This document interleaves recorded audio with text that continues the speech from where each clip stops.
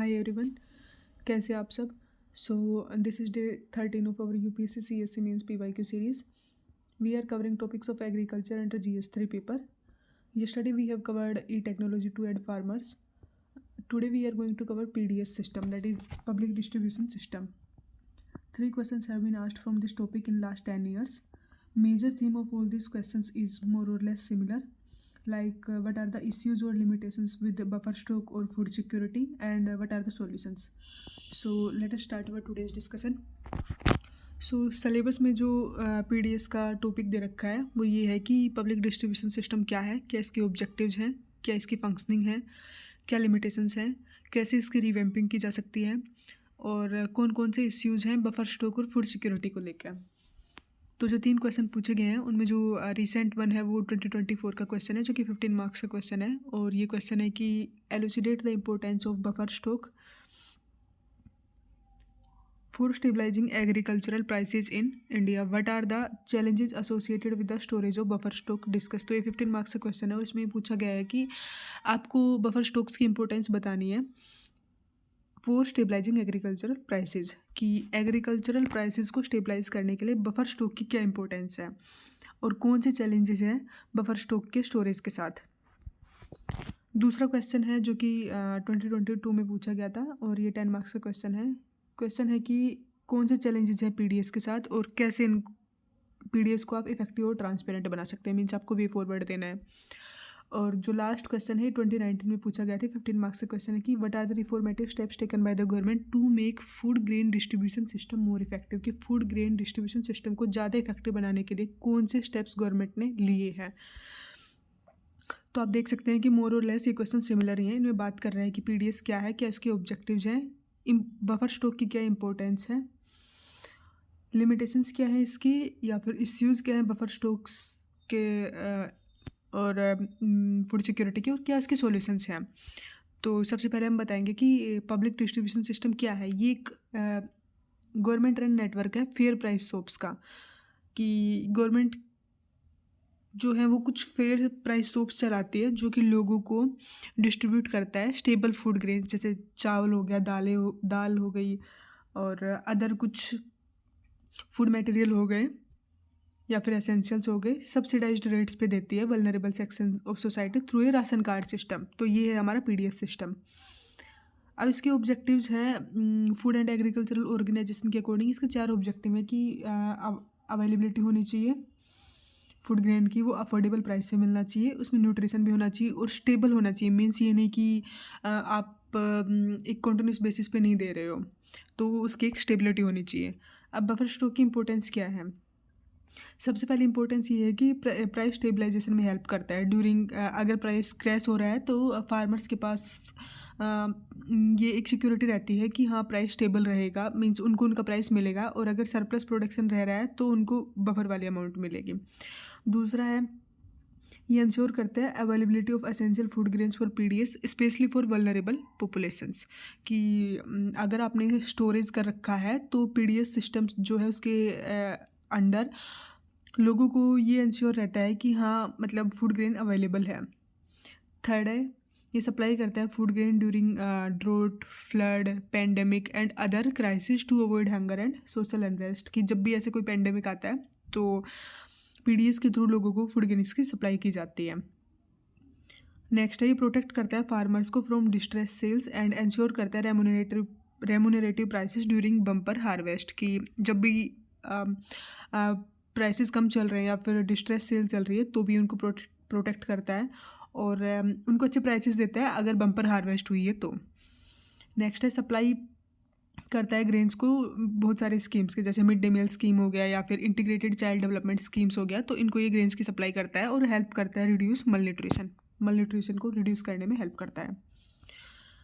6th जो इसकी importance है वो ये है कि ये रिड्यूस करता है dependence on imports and insulating domestic markets from international price volatility, कि आपके पास अगर स्टोर्ड है तो अगर कभी इन फ्यूचर पेंडेमिक की या ऐसी कोई सिचुएशन आती है कि जब कंट्री के अंदर प्रोटेक्शन कम हुआ है तो जो इंपोर्ट की डिपेंडेंस है वो कम हो जाएगी और जो डोमेस्टिक मार्केट है वो इंसुलेट रहेंगे इंटरनेशनल प्राइस वॉलेटिलिटी के इंटरनेशनल प्राइस वोलेटिलिटी से इसका मतलब है कि अगर ग्लोबल लेवल पे फूड की शॉर्टेज हो रही है लेकिन इंडिया ने अपना बफर स्टॉक कर रखा है तो भी इंडिया की जो डोमेस्टिक मार्केट है वो इंसुलेटेड रहेंगे। और लास्ट है कि मेंटेन करता है adequate food reserves to manage geopolitical uncertainty uncertainty uncertainties and trade disruption से। ठीक है, तो ये कुछ इंपॉर्टेंस थी बफर स्टॉक की। अब क्या इसके लिमिटेशंस हैं या फिर इश्यूज हैं फूड सिक्योरिटी के। और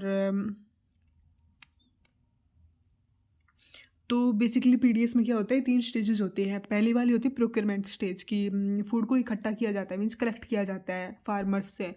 दूसरा है इसकी स्टोरेज वाले स्टेज की, फूड को फिर स्टोर किया जाता है अलग अलग, जो भी मंडी हो गई या फिर एफसीआई के जो गोडाउंस वगैरह हो गए, वहाँ पे इसको स्टोर किया जाता है। थर्ड है कि आप इसको डिस्ट्रीब्यूट कर रहे हो, मीन्स जिन लोगों को इसकी ज़रूरत है आप उन तक पहुँचा रहे हो। तो जो भी प्रॉब्लम्स आएंगी वो इन 3 स्टेजेस पे ही आएंगे। तो प्रोक्योरमेंट की स्टेज पे क्या प्रॉब्लम आ सकती है कि ओपन एंडेड प्रोक्योरमेंट होता है कि लिमिटेड, गवर्नमेंट कोई भी अमाउंट फिक्स नहीं करती है कि इस साल हमें इतना ही अमाउंट प्रोक्योर करना है। तो कभी कभार ये हो जाता है कि जिस साल बम्पर हार्वेस्ट होती है तो बहुत ज़्यादा वो लोग प्रोक्योर कर लेते हैं, और अगर किसी साल कम हार्वेस्ट होता है तो लोग कम प्रोक्योर करते हैं। दूसरा है स्क्यूड क्रॉपिंग पैटर्न की, मोस्टली जो फार्मर्स हैं वो व्हीट और राइस ही उगाते हैं और इन्हीं को फिर आगे प्रोक्योर करते हैं। लेकिन अदर जो फूड ग्रेन्स है जैसे मिलेट हो गया, जिसकी न्यूट्रिशनल अमाउंट बहुत ज़्यादा है, या फिर मैं ये बोलूँ कि पल्सेस वगैरह हो गई, तो इनको बहुत, पल्सेस को तो फिर भी प्रोक्योर कर लिया जाता है, लेकिन मिलेट्स और जो अदर फूड ग्रेन्स हैं जिनमें न्यूट्रिशनल अमाउंट ज़्यादा है उनको प्रोक्योर नहीं किया जाता है। तो एक स्क्यूड क्रॉपिंग पैटर्न को दिखाता है। थर्ड है लैक ऑफ डाइवर्सिफिकेशन, जैसे मैंने वही बताया कि जो न्यूट्रिशनल अमाउंट है वो बहुत कम मिलती है, और जो राइस और व्हीट है उसी की मेजॉरिटी अमाउंट रहती है। तो ये कुछ प्रॉब्लम्स है प्रोक्योरमेंट स्टेज पे। सेकंड है हमारी स्टोरेज स्टेज, इसमें सबसे ज़्यादा दिक्कत आती है, और जो प्रीवियस ईयर्स में जो क्वेश्चन पूछे गए हैं वो भी हमसे इसकी स्टोरेज स्टेज पे पूछे गए थे, जैसे बफर स्टॉक में क्या दिक्कत आती है। और ये जो क्वेश्चन है ये मोस्टली इसने स्टोरेज वाली स्टेज पे इसने ज़्यादा फोकस किया है। तो मैंने यहाँ पे 6 से 7 पॉइंट प्रोवाइड किए हैं कि कैसे स्टोरेज स्टेज पे दिक्कत आती है। कि पहला तो है कि एफसीआई जो फूड कॉर्पोरेशन ऑफ इंडिया है और जो हमारी कंज्यूमर अफेयर्स मिनिस्ट्री है, इन दोनों के बीच में थोड़ा कोऑर्डिनेशन का लैक रहता है, जिससे कि हमारी जो भी पॉलिसीज़ हैं उनको इम्प्लीमेंट करने में थोड़ी दिक्कत आती है, या फिर फूड ग्रेन को स्टोर करने में भी दिक्कत आती है। सेकंड है पॉलिटिकल इन्फ्लुएंस होता है उन एमएसपी के, एमएसपी कितना जाएगा, मींस गवर्नमेंट कितना एमएसपी डिसाइड करेगी, उसमें पॉलिटिक्स का भी काफ़ी रोल रहता है, तो ये भी एक दिक्कत है। तो मतलब जितना गवर्नमेंट डिसाइड करेगी फिर उसके हिसाब से फार्मर्स, जैसे कि अगर गवर्नमेंट ने ज़्यादा एमएसपी डिसाइड किया है तो फार्मर्स जो है उस वाली फसल का ज़्यादा उगाएंगे, और अगर कम कम मिल रहा है किसी फसल को एमएसपी या फिर नहीं मिल रहा है तो फार्मर्स उस फसल को उगाने में थोड़ा हेजिटेट करते हैं, कि थोड़ा सा उनको रिस्क रहता है कि पता नहीं मार्केट में इसकी डिमांड रहेगी या नहीं रहेगी। तो ये एक फैक्टर है। थर्ड है market over supply reduces prices की, अगर मैंने जैसे पहले बताया कि अगर हमारी गवर्नमेंट एमएसपी बढ़ा देती है तो फार्मर्स उस फसल को ज़्यादा उगाते हैं, तो अगर वो उसके ओवर सप्लाई हो जाती है मार्केट में तो उसके प्राइसेस बेसिकली सिंपल है कि उसके प्राइसेस कम हो जाएंगे। Next artificial scarcity and inflation, इसका मतलब ये बेसिकली ये बता रहा है कि काफ़ी बार ये होता है कि जो भी हमारे एफसीआई के गोडाउंस वगैरह है वहाँ पे काफ़ी सारा जो फूड ग्रेन है वो स्टोर रहता है, लेकिन फिर भी काफ़ी बार जो हमारे पीडीएस स्टोर है वहाँ तक वो फूड नहीं पहुँच पाता है, क्योंकि काफ़ी बार बीच में लीकेज वगैरह भी हो जाता है, तो वो लोग खुद से लिक्विडेट नहीं करते हैं। तो मार्केट में ऐसा ऐसा मैं फ़ील होता है कि जो स्कैरिसिटी है वो चल रही है, फूड नहीं है एफसीआई के पास या फिर गवर्नमेंट के पास, और जिससे कि इन्फ्लेशन बढ़ जाता है, और जैसे इन्फ्लेशन बढ़ेगा तो फिर करप्शन के थ्रू या फिर लीकेज के थ्रू वो जो भी उन लोगों ने जो स्टोर कर रखा है वो बेच देते हैं वो लोग। नेक्स्ट है वेस्टेड कैपिटल, कि काफ़ी बार काफ़ी सारा अनाज स्टोर कर लेते हैं और उसको सालों तक नहीं निकालते हैं, तो उसकी जो वहाँ पे स्टोरेज की जो कॉस्ट है वो काफ़ी बढ़ जाती है, जिससे कि हमारी कैपिटल जो है वेस्टेड होती है, और फूड ग्रेन भी वेस्ट हो जाता है।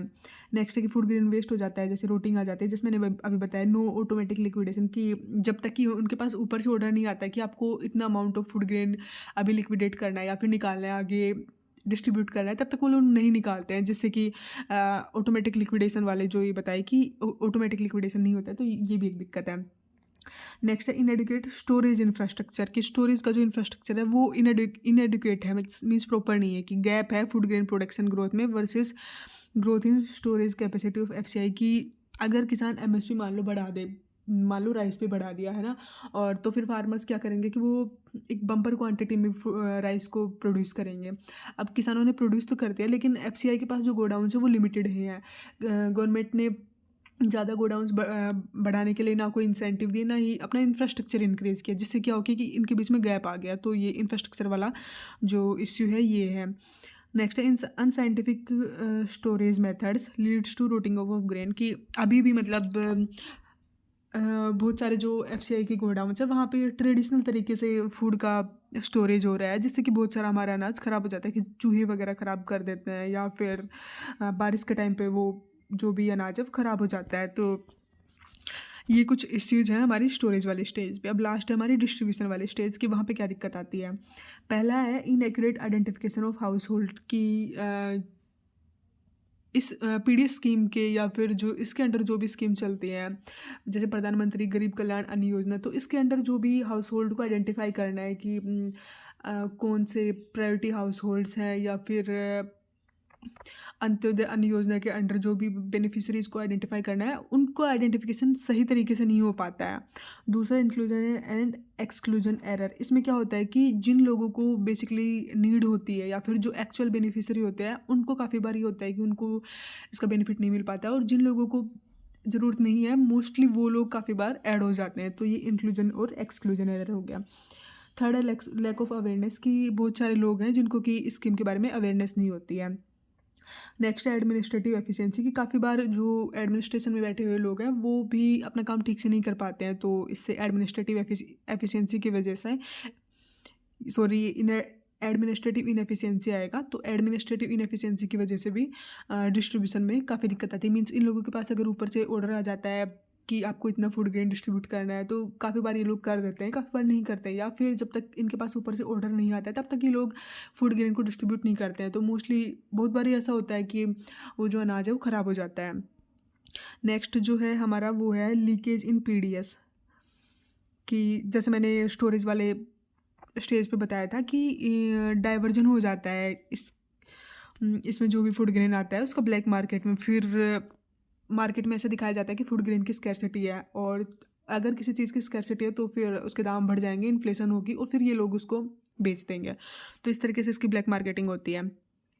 नेक्स्ट है increase in food subsidy bill, increase in food subsidy bill challenge in WTO. ये एक डब्ल्यूटीओ के अंदर ही एक इश्यू चल रहा है कि हमारा जो फूड सब्सिडी है वो बहुत ज़्यादा दे रही है हमारी गवर्नमेंट फार्मर्स को। नेक्स्ट है non viability of fair price soaps, कि जो फेयर प्राइस सोप्स हैं वो इफेक्टिवली काम नहीं कर रही हैं। ओनली जो 39% फेयर प्राइस सोप्स हैं केवल वो ही नेट प्रॉफिट जनरेट कर पा रही हैं। तो अगर वो प्रॉफिट जनरेट नहीं कर पाती तो फिर बहुत सारी सोप्स जो है वो बंद कर दी जाती हैं, जिससे कि उस एरिया में फूड का जो डिस्ट्रीब्यूशन है वो नहीं हो पाता है।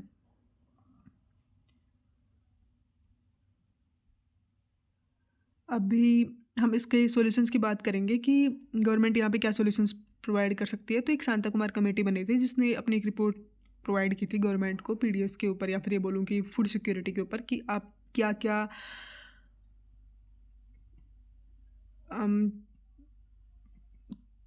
कौन से सॉल्यूशंस इसने प्रोवाइड किए हैं। कि प्रोक्योरमेंट स्टेज के लिए इस कमेटी ने बोला था कि जो प्रोक्योरमेंट सिस्टम है वो डिसेंट्रलाइज्ड होना चाहिए सर्टेन स्टेट में, जो कि अभी हो रहा है, जैसे पंजाब और हरियाणा में। कि पहले के टाइम पे ये होता था कि ये जो प्रोक्योरमेंट सिस्टम है वो एक सेंट्रलाइज्ड था, कि सभी स्टेट्स से जाके वो एफसीआई का जो मेन सेंटर होता था वहाँ पे जाके उसको इकट्ठा किया जाता था, जिसको कि ट्रांसपोर्टेशन की कॉस्ट बढ़ जाती थी और उसकी स्टोरेज वगैरह में भी दिक्कत आती थी। लेकिन अभी कुछ जो स्टेट हैं जहाँ पे इसके बम्पर हार्वेस्टिंग होती है फूड ग्रेन की, जैसे कि पंजाब और हरियाणा हो गए, तो वहाँ पर ये करते हैं कि उन्होंने डिसेंट्रलाइज्ड सिस्टम अप्लाई कर दिया प्रोक्योरमेंट के लिए। नेक्स्ट है negotiable warehouse receipt to avoid distress sale, कि अभी गवर्नमेंट क्या करने लग गई है कि कुछ रिसिप्ट देने लग गई है जिसमें उस रिसिप्ट के ऊपर उनकी जो क्वांटिटी वगैरह है और जो फूड ग्रेन की क्वालिटी वगैरह है वो सब उसके ऊपर लिखी होती है, तो इससे कि जो डिस्ट्रेस सेल है उससे आप बच सकते हो। नेक्स्ट है no additional procurement in case of additional bonus by statement की स्टेट गवर्नमेंट की। बहुत सारे स्टेट गवर्नमेंट क्या करती हैं कि वो अपनी तरफ से, जैसे सेंटर ने तो एमएसपी अप्लाई कर ही दिया कि हमने एमएसपी इतना डिसाइड किया है, लेकिन कुछ स्टेट गवर्नमेंट्स ऐसी होती हैं कि जो उस पर कुछ बोनस दे देते हैं। कि मान लो अगर सेंट्रल गवर्नमेंट ने डिसाइड किया कि वो व्हीट पे 2,000 रुपये दे 2,000 रुपये एमएसपी डिसाइड करी है, लेकिन कुछ स्टेट गवर्नमेंट ने डिसाइड किया कि वो 200 अपनी तरफ से और दे रही है। तो ये जो एडिशनल प्रोक्योरमेंट होगा, मीन्स अब चूंकि एमएसपी बढ़ गया है उन स्टेट में, मान लो पंजाब के अंदर गवर्नमेंट ने 200 रुपये का बोनस दे दिया एमएसपी के ऊपर, तो अब ये 2,200 रुपये हो गया है। तो अब पंजाब के जो फार्मर्स हैं वो बेसिकली राइस ज़्यादा ही उगाएंगे, क्योंकि उनको 2,200 रुपये एमएसपी फिक्स हो गया है, तो जो कि काफ़ी ज़्यादा है, तो वो लोग राइस ज़्यादा उगाएंगे। तो इससे क्या होगा कि अब सेंटर ने तो अपना जो प्रोक्योरमेंट के लिए जो भी गोडाउंस वगैरह बना रखे हैं वो अपने एमएसपी के हिसाब से बना रखे हैं, लेकिन अब चूँकि स्टेट्स ने अपना अलग से डिसाइड किया है, तो फिर सेंटर को क्या होता है कि इससे दिक्कत आती है। तो शांता कुमार कमेटी ने रिकमेंड किया कि कोई भी एडिशनल प्रोक्योरमेंट नहीं किया जाएगा। अगर स्टेट गवर्नमेंट अलग से बोनस डिसाइड करती है, तो फिर वो स्टेट गवर्नमेंट की जिम्मेदारी है कि वो अपना फिर अलग से प्रोक्योर करे उन सभी फूड ग्रेन्स का। Next quality check by administration at various stages की। काफ़ी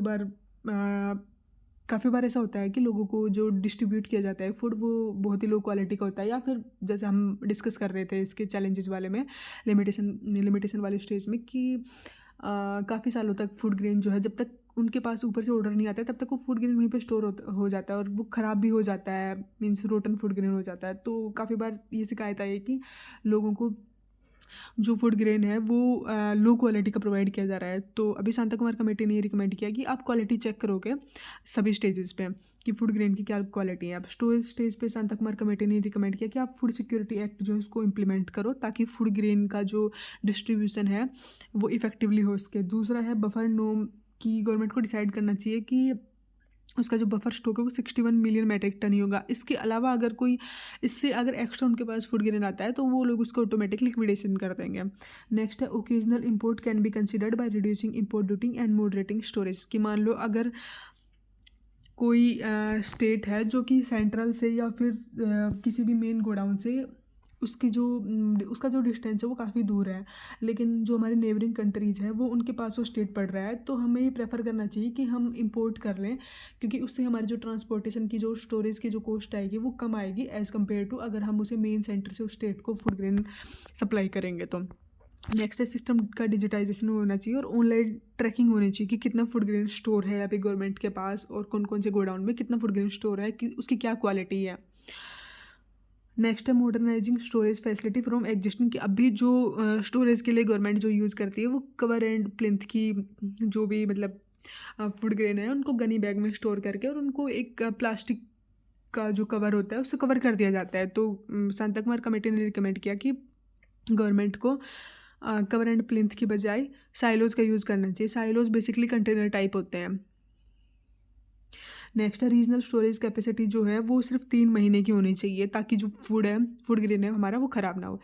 नेक्स्ट है improve transportation in container instead of Ghani bags. की गनी बैग्स में स्टोर करने की बजाय आप जब भी आपको ट्रांसपोर्ट करना हो तो आप कंटेनर्स में करो, ताकि हमारा फूड जो है वो बारिश या फिर धूप इन सब की वजह से भी ख़राब ना हो और उसको ट्रांसपोर्ट करने में ज़्यादा दिक्कत ना आए। लास्ट है कि एडवांस डिस्ट्रीब्यूशन होना चाहिए 6 मंथ का इंस्टेड ऑफ मंथली डिस्ट्रीब्यूशन, जिससे कि हमारा स्टोरेज बर्डन भी कम होगा और हमारी ट्रांसपोर्टेशन की कॉस्ट भी कम आएगी। लास्ट है हमारे कि डिस्ट्रीब्यूशन स्टेज में क्या गवर्नमेंट कर सकती है कि कंप्यूटराइजेशन करना चाहिए, जिसका सबसे अच्छा एग्जांपल है ये one nation one ration card scheme. इसके अंडर ये होता है कि ये इंश्योर करता है कि जो हमारे माइग्रेंट वर्कर्स हैं और उनकी फैमिलीज़ हैं वो कहीं से भी सब्सिडाइज्ड जो ग्रेन्स है वो एक्सेस कर सकते हैं। कि पहले ये होता था कि बेसिकली आप जिस स्टेट से बिलोंग कर रहे हो और जिस एरिया में या फिर जिस गाँव में आपका नाम एलोकेट हो रखा है पीडीएस के लिए, आपको वहीं पे फूड ग्रेन मिलेगा। लेकिन जब से one nation one ration card आया तो ये लोग इनके पास बेसिकली एक राशन कार्ड होना चाहिए जो कि मस्ट है। उसके बिहाफ पे ये लोग कंट्री के किसी भी पीडीएस स्टोर से अपना जो फूड ग्रेन है वो अवेल कर सकते हैं। Next real time online tracking होनी चाहिए, जो कि हम पहले डिस्कस कर चुके हैं कि प्रोक्योरमेंट के स्टेज पे भी होनी चाहिए ये, डिस्ट्रीब्यूशन के भी और स्टोरेज स्टेज पे भी। अगला है हमारा जीपीएस अनेबल ट्रक्स होने चाहिए ताकि हमें डिस्ट्रीब्यूशन में हेल्प मिले और लीकेज कम हो और करप्शन भी कम हो। नेक्स्ट है ई चालान्स। तो ये कुछ वे थे जो तरीके थे जिससे कि हमें हेल्प मिलेगी पीडीएस को और स्ट्रेंथन करने में। तो यहाँ पे हमारे तीनों क्वेश्चन जो है इनका हमने कम्प्रिहेंसिवली कवर कर लिया है कि हमने बफर स्टॉक की जो इंपॉर्टेंस थी हमने वो बता दी, उसके क्या क्या चैलेंजेस थे, उसके साथ साथ हमने स्टोरेज वाले जो स्टेज है उसके जो सॉल्यूशंस हैं जो कि शांता कुमार कमेटी ने दिए थे वो भी दे दिए। नेक्स्ट था कि हमें मेजर चैलेंजेस बताने थे पीडीएस के, तो हमने तीनों स्टेजेस के बता दिए, प्रोक्योरमेंट, स्टोरेज एंड डिस्ट्रीब्यूशन, और उसको हम कैसे इफेक्टिव और ट्रांसपेरेंट बना सकते हैं वो भी हमने बता दिया।